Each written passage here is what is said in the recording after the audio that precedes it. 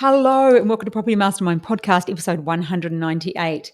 And today we are talking spotting hidden development potential in everyday homes and sites. We're going to give away some fabulous tips on places that you may not think to look, or we'll point out some very obvious things that you think, yes, I could do property development. So let's jump on into episode 198.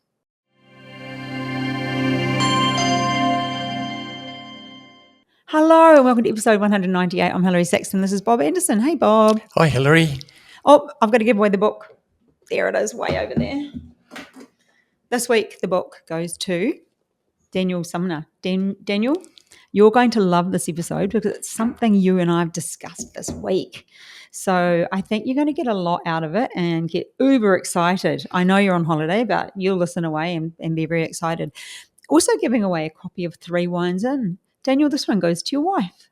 This is my book that I wrote, 3 Wines In, How to Increase Your Self-Confidence Today and Succeed in All Areas of Your Life Without the Hangover Tomorrow. I'll be posting these out to you guys. Happy book winning. Anyway, Bob, Hilary. how you going? Good. I'm going to say it's after Easter when this comes out. Oh, yeah. It is. So we've finished with the chocolates by now. Yep. But are you excited about this week? I'm all done for chocolates. You are. Are you excited about this week's topic? I am. Yeah. It's gave it a little bit of thought before we came on and started to think about some of the things, some of the deals I've seen and been involved in and helped with over the years. So, yeah, it's always good. Yeah. Well, we've got some really good points, and these are often things I end up talking with people about. Hey, I always sort of, when somebody thinks something's not working, I'll often say, well, have you thought of this? Well, have you thought of that? Even with a particular site. And maybe it doesn't work, but once you've got those creative juices flowing, it just brings yourself open to more opportunity. Anyway, so we're going to talk about the hidden gems, the hidden potential that people don't always realise is available. And how often have you seen that, Bob? Oh, I've seen it plenty of times, and also particularly around things like town planning, because you can read the planning scheme and it's very black and white. But then at the same time, there can be relaxations that council might be trying to promote certain things. And if you're aware of that, it could be quite an advantage. And how do you become aware of that? Well, by talking to good town planners, and also if you're lucky to live in an area where the development applications go up on the council websites as well, you can have a look at the town planner's application. You can have a look at the plans, and you might see some approvals go through and you wonder, wow, how did they get 4 instead of 3 on there? Or how come, there's a couple of 3-story ones in there, and that can start to sort of get your creative juices working. And why is that? A council relaxing? There might be a car park relaxation. I can remember once where a council, just for a while, even though it wasn't written in the town plan, allowed you to go over in what they call gross floor area, because they were trying to promote a higher density, but they hadn't changed the town plan at the time. And so what was what they called a 50% GFA, which meant that the area of the building, the gross floor area, could be equal to half the area of the lot. They allowed it to go up from 50% to 60, 65%, even in the high 60s. Now, if you just read the planning scheme, you wouldn't know that. But by seeing approvals and talking to town planners, you got to know that. I've seen other relaxations sometimes on car parking. Can we just go back on that, Bob? So you're saying that a council might make a change, but they don't necessarily put it in writing. Maybe it happens at their meeting and they say, hey, for a while, we'll just be a bit more relaxed with this rule. Yeah. And then that's how they do it. And then do they just change their mind and go back? Well, they can, because it was never locked in stone in the first place. Okay.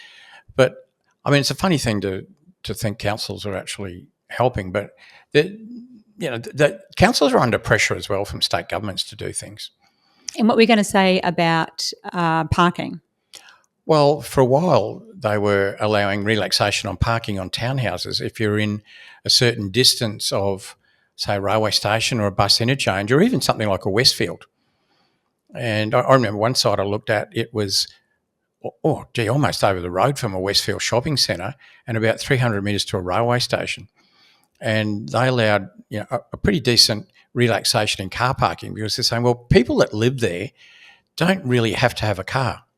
There's a railway station, not much further than that was bus, and a Westfield over the road that had everything you could name. You could quite happily live there with probably nothing more than a push bike. Within 200 metres, never leave your house. Yeah. Just get a job at the Westfield and Bob's your uncle. Yeah, but that's not what the planning scheme said. The planning scheme said whatever it was at the time, 3-bedroom townhouses have to have 1.5 or 2 car parks or whatever it was. And so that enabled basically a higher density of building on the site by having less car parking. So your tip there is to have a look, if you can, at what's going on at the council and just see if there are relaxations, and be aware that they can be reversed, because I remember having one of ours sort of pulled back a bit. The setbacks were changed. They'd been relaxed and then they changed their mind, and which means we had to go back and change everything again. Yeah. But anyway, Bob, I want to talk about many, not all of, because we don't have a lifetime to be sitting here, and it's getting close to glass of wine time where I live.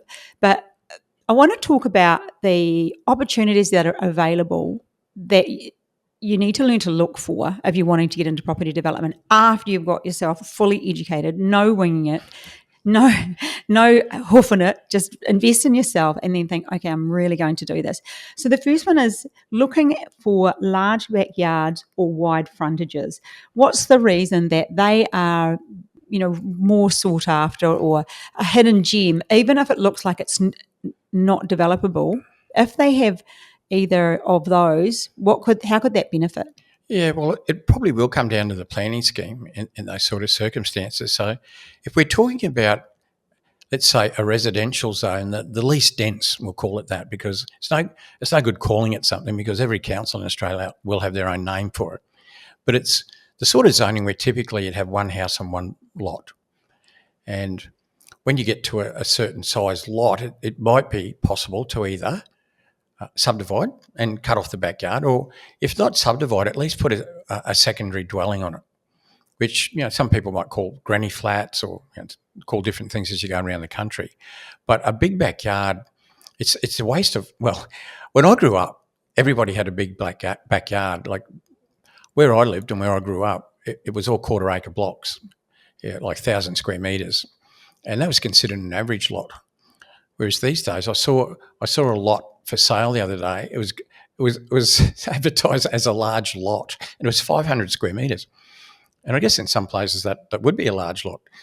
But backyards, certainly, it's possible to either perhaps run a battle axe lot into the backyard and subdivide. It might be okay just to have a secondary dwelling, which is some places called a dual occupancy, but then some councils call a dual occupancy what we call a duplex. So we're going to get to those too, Bob.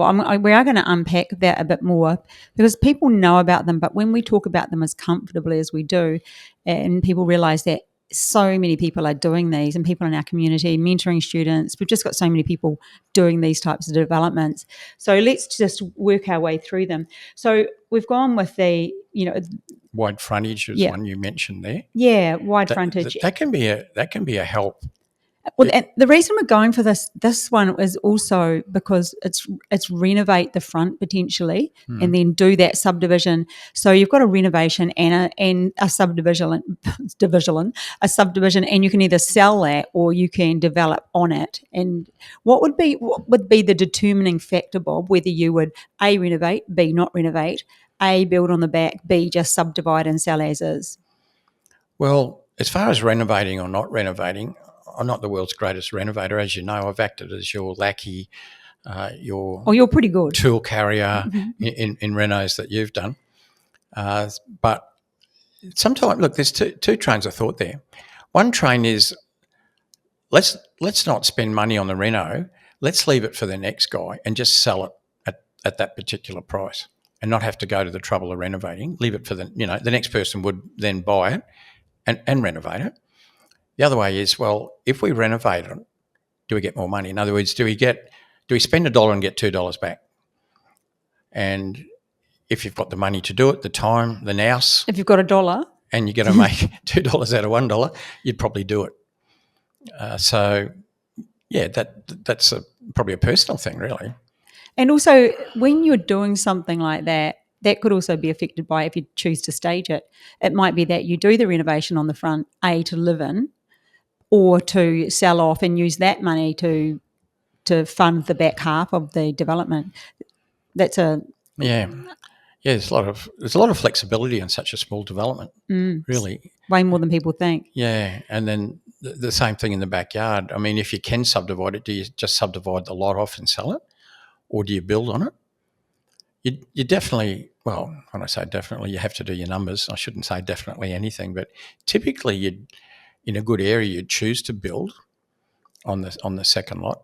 But then, like, council rules change as well, because some councils enable you to subdivide a lot off first, and then you can either sell the lot or build on it. But then some councils insist that if you cut a lot off, you have to build on it, and they don't let you subdivide it until after the building's built. Yeah. We've actually got a mentoring student doing extremely well in this space. Oh, Jeremy. I know who you mean. Yeah, this is his niche.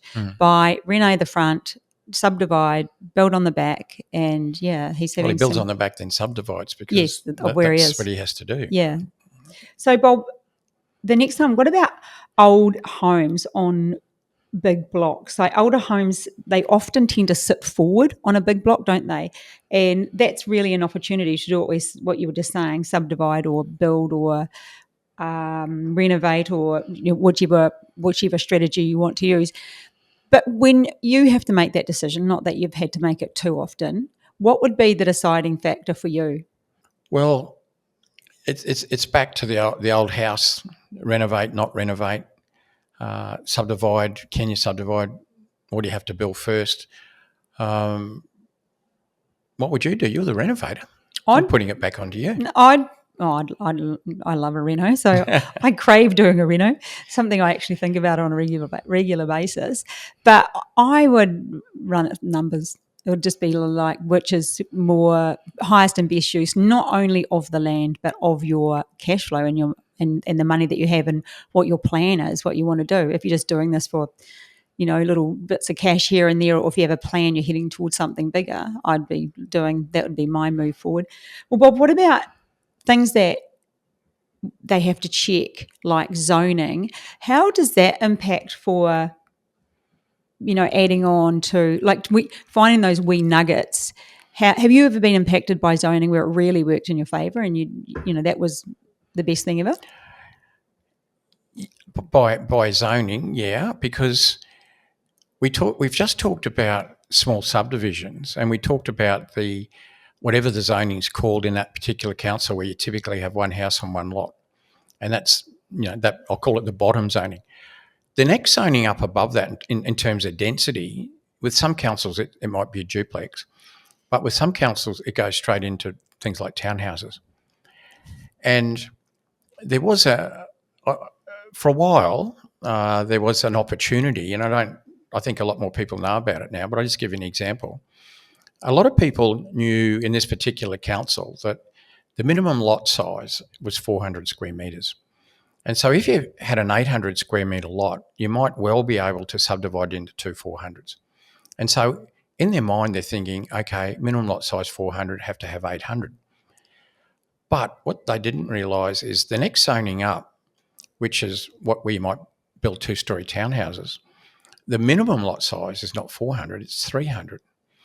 In fact, if you're within 300 metres of a commercial type development of at least 2,000 square metres, the minimum lot size was 180 square metres. I remember that. Didn't that mean that distance wasn't as the crow flies? It was as you went round the road, wasn't it? The measuring of that.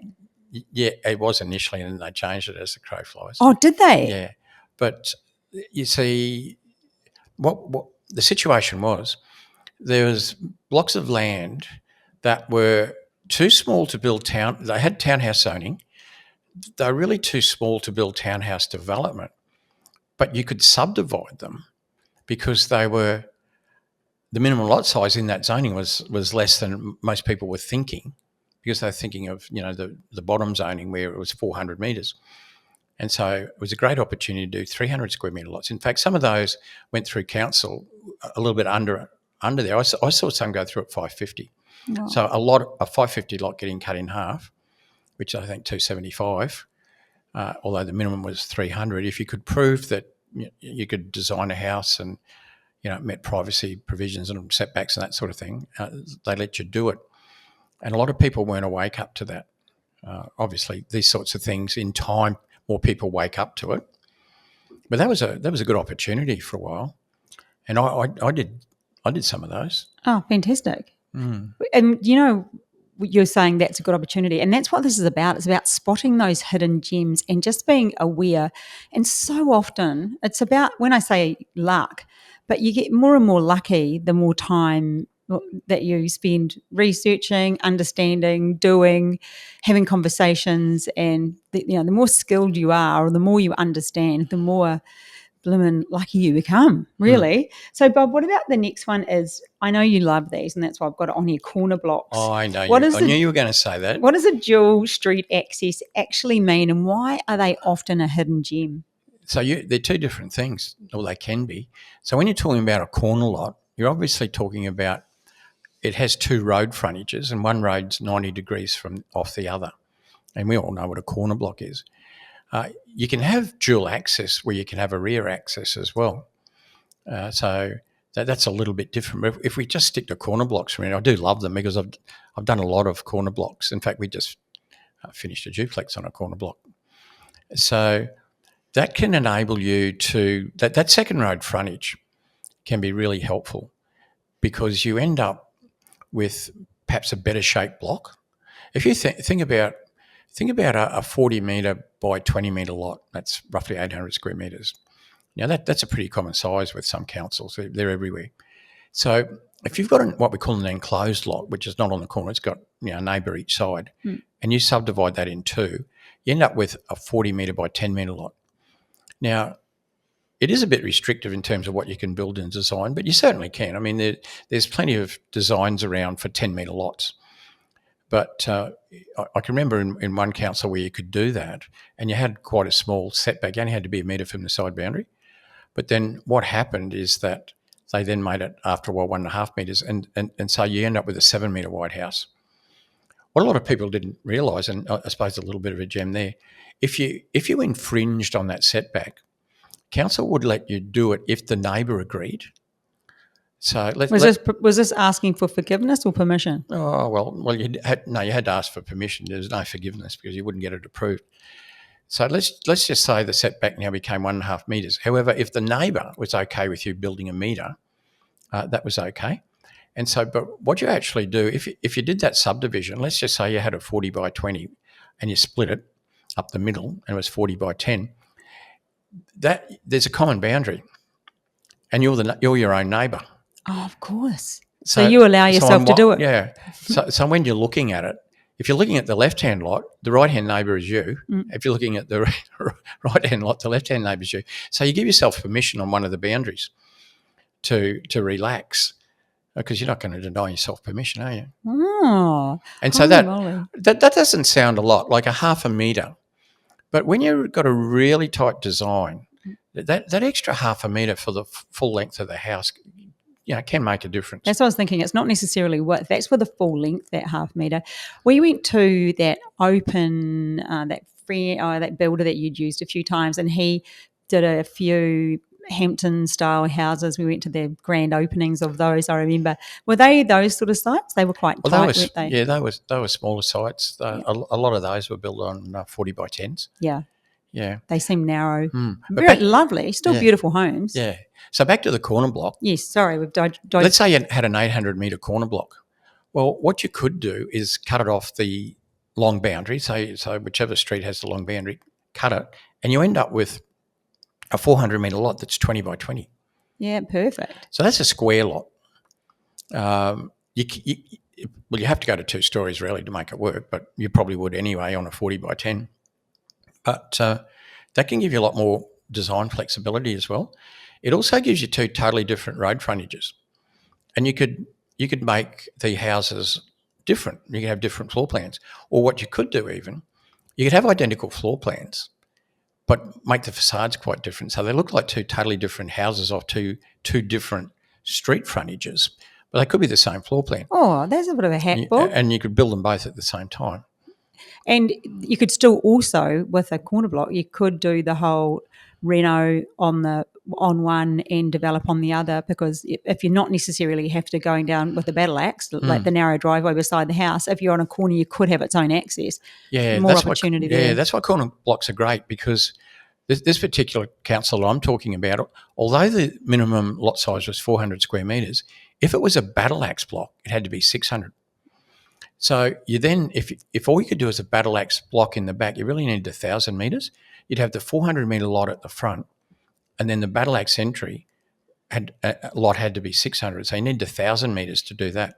Whereas coming off a corner block, you only need the 800, and you can end up with two 400s, two 400s which are 20 by 20s, and so that's a fair bit of flexibility as well. And a real gem. And for those that don't know what a battle axe is, if you can imagine what an axe looks like, it's got an axe handle and then the axe piece on the end. The axe handle is the driveway, and the other house would be beside that. Okay, so so that's, I love corner blocks. I did quite a few back a few years ago now. I'd say 35 years ago, which were zoned for townhouses, but I picked corner blocks, and I left the existing house on one road frontage, which is generally an older house, tended not to reno them because I'm not a reno person, but we did reno a few. But coming off the other boundary, not just a house, but townhouses. And so basically a duplex. So a house off one frontage, a duplex off the other. In fact, we even did a few where there was a 3-story height limit, and where you could get three stories as opposed to two stories on the other lot off the other road frontage, and keep the house off the other road frontage. Bob, you like the infill king. You love a bit of infill. Bob loves to fill up. It's good creating houses for people.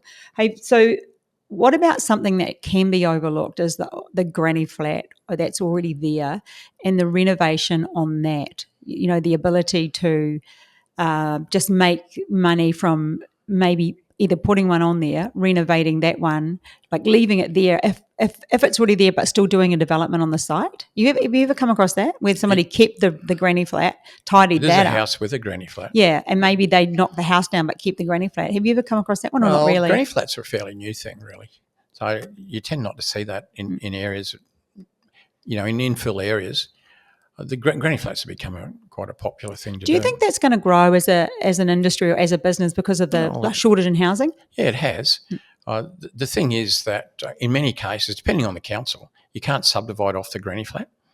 So you end up with two houses on one lot, which is fine. I mean, they're great to rent. I think it's great, like for retired people, for instance. They can live in the house and rent the granny flat. They can live in the granny flat and rent the house. They're both on one title. So you can't, in a lot of cases, you can't separate them. If you could, it'd be more like a dual lock that you can just subdivide off, and we've already talked about that. But the old granny flat, I mean, many years ago, like the name granny flat, you literally had to have granny in there. I was just you couldn't rent it out to a non-family member. But there's a lot of pressure, and there still is a lot of pressure on government for housing and to use density properly. To use the existing infrastructure rather than go out into the green areas where you have to build new roads, take sewer and water out there, build new schools. I mean, it's very expensive when you just keep expanding outwards. So the pressure for quite some time has been to use the infrastructure better. So knock down an old house built for townhouses. That's using the existing infrastructure a lot better. And so granny flats are all part of that, making use of the existing infrastructure. And basically you're building a house on land you already own. So it's like free land. And some of the granny flats are limited in size. It just depends on the council. Like 60 square metres is a common thing with granny flats. Some councils say, well, you can't be more than 60 square metres. But there's granny flats, good granny flats around, for 120,000, 120 to 150, decent granny flats, and the land's free. I remember interviewing when the first Property Accelerator we launched. I did the interview with Blake and Abby, and that was they've got so many houses now. They do tons of renovations, and they did a renovation, but they put a granny flat on the back as well. They're over in WA, and that's been their young couple. They didn't even have children yet. They've got one now. We can't remember her name now, but they have done so well from just things like adding granny flats. He's a builder, and just sort of developing more than just buying and investing. They renovate them, they add to them, they build. They just really add to the site. So, Bob, what about as a way of seeing potential? What about slope? How can that work in your favour? Because we often say be careful of slope. It can be more expensive to build on, but when can slope work in your favour? Well, I've done some 3-story townhouses where the slope worked for me, but it has to go in a certain direction. So I'm talking about a lot where it rises up from the road. So it starts at the front and it goes up as you go to the back, goes up. And what I did there, and you can do it with houses really, is you dig into the hill, into the slope, dig it out, and that becomes your garage. So I've also done it in 2-story areas, because if an area, say, has a height limit of 2 stories or 3 stories, it's always above natural ground level. Oh, there's a trick. So basically, if you bury the first level, doesn't count. It doesn't count. And you end up with a 3-level property that's classified as a 2-level property because it's 2 levels above ground level. So I've done 3-story townhouses where I just dig in and that becomes the garage. So it's not a basement because it's only half a dig. So there's no dig at the front, and it might be 2.5 or 3 metres deep at the back where you dig it out, and then you've got 2 levels on top of that. So that's a way to make slope work for you. Work for you, yeah. Is there any other way that slope works for you when it comes to, water or sewerage or anything like that, or not really? Well, it certainly can work against you. Yeah, I know that one. But does it ever work for you or not? No. Oh, not really. I mean, I'd still rather my perfect block is not a flat block. It's a block that rises from the street upwards as you go towards the back, but only at maybe 2 degrees. So you just get that little bit of natural fall back to the road. To me, that's perfect. You like a wee slope there, Bob? Only a couple of percent. Just a couple of, and that's just to help with the sewerage and water and stuff. Yeah, because it means it'll come down to the footpath. So that's good. There'll be enough to fall. I think, sewer doesn't fall if it's flat. It needs a 1 in 150 gradient for sewer to fall naturally, And so, but then right now there's some people really geeking out that you said that. They were like, oh yeah, I need to remember that. Yeah, but the sewer pipe, if it's in the footpath, it's not at ground level. It's down 1 metre, 2 metres or 3 metres, whatever it is. So you're going to get fall. Even on a flat block, you'll get fall. But it's easy to build on a flat block, but then you get a little bit of fall down to the road. Even the rain and everything that falls on your lot, it'll flow gently down to the street. It won't be pooling around your house. So it's level enough to be really cheap to build on. If anything is really cheap. Yeah, cheap to build on. Is that even a sentence that people say these days? Really cheap to build on? Don't know if that's a sentence, Bob.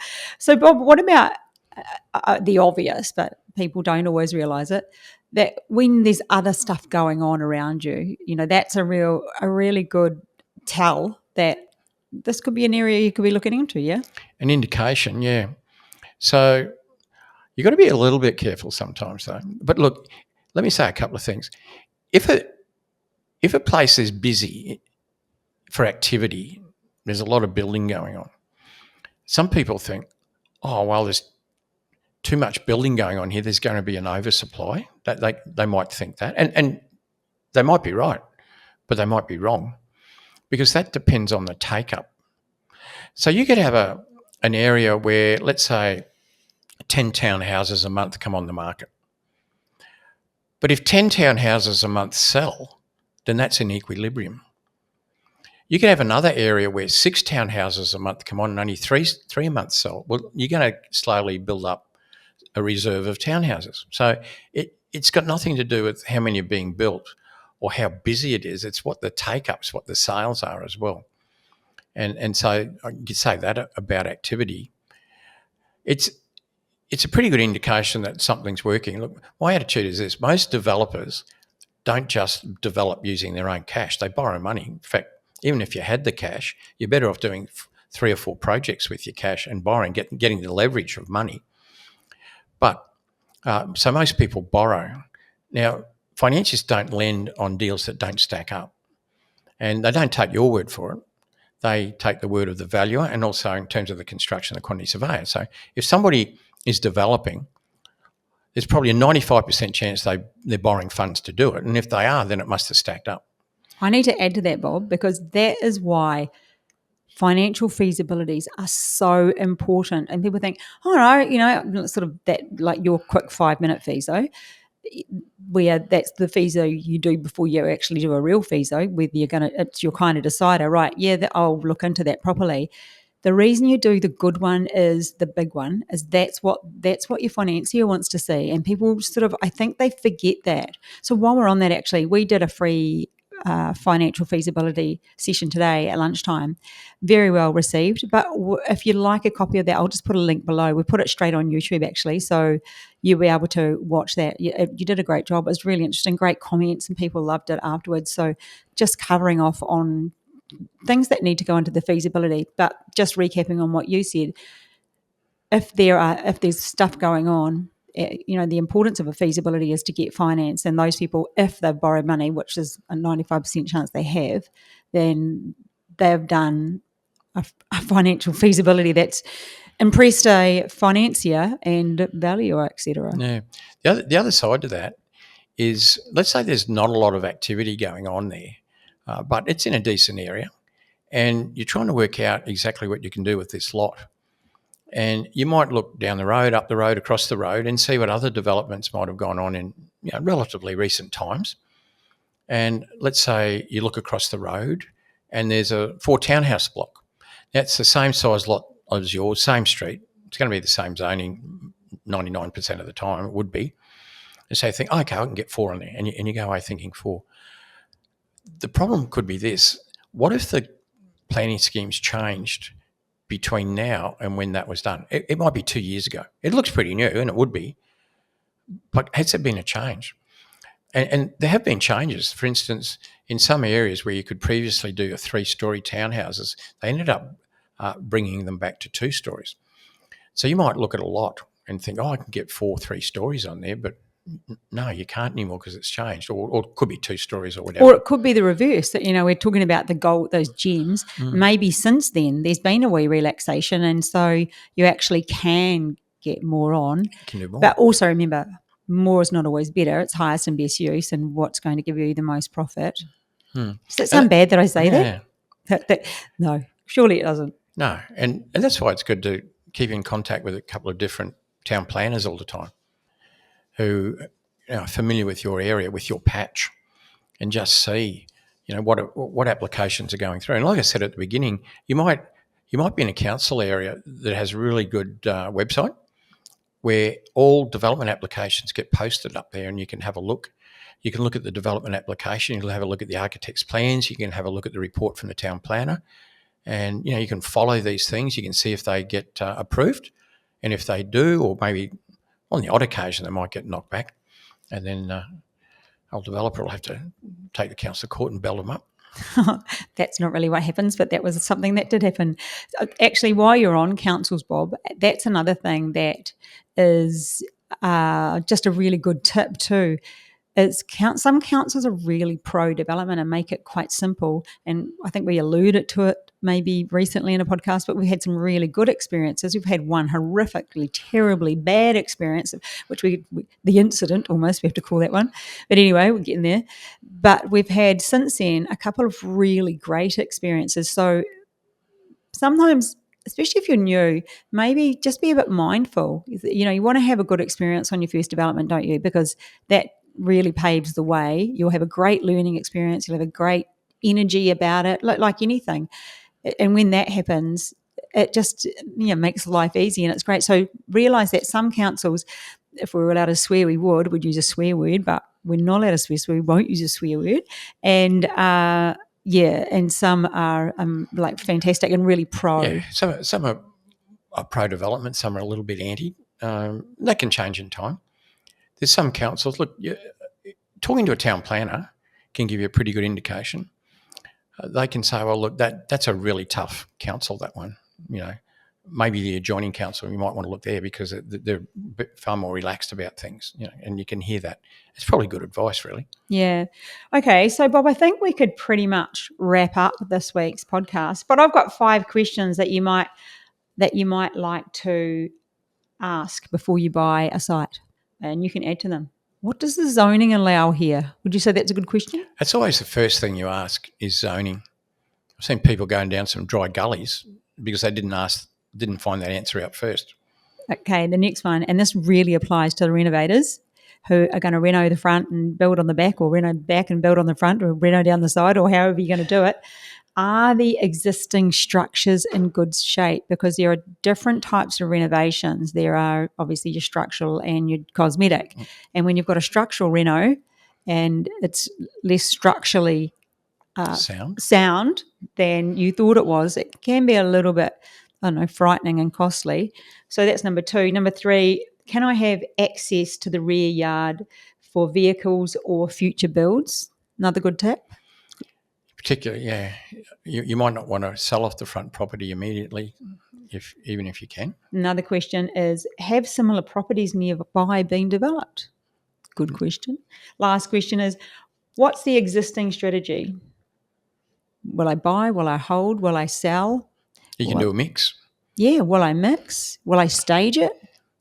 Well, that's the thing about it. Like something as simple as a 2-lot subdivision. What do? You subdivide into 2 lots. You could sell both lots. You could sell one lot and build on the other. You could build on both lots. And even if you're going to build on both lots, you could build one house at a time. You could build one house, sell it, then build the second one. That'll help your cash flow a fair bit if you're a bit tight. And then having built 1 or 2 houses, are you going to move into one as a principal place of residence? Are you going to rent them out? Are you going to sell them? If you work it out, there's a lot of options just on a simple 2-lot subdivision. Yeah, so many options. So I hope we've opened your eyes and given you some ideas for perhaps just different ways of doing property development. And these are really ways of starting smaller. Many of our mentoring students and students do it like this. I know Grant and Karen Swore, they're big on the reno as well. But they're still on the developing as well. And yeah, so if you're interested in having a chat with me about what could potentially be possible with you, there's always a link below. You can click in and have a chat in my diary. Otherwise, I offered something else. Oh, yes. Well, there'll be a link below from the lunchtime feasibility training that we did this week, the week before Easter. So it'll be on the YouTube channel, or just go over to the YouTube channel. It'll be up there and check that out. It was pretty well received and I'm sure you'll find something useful.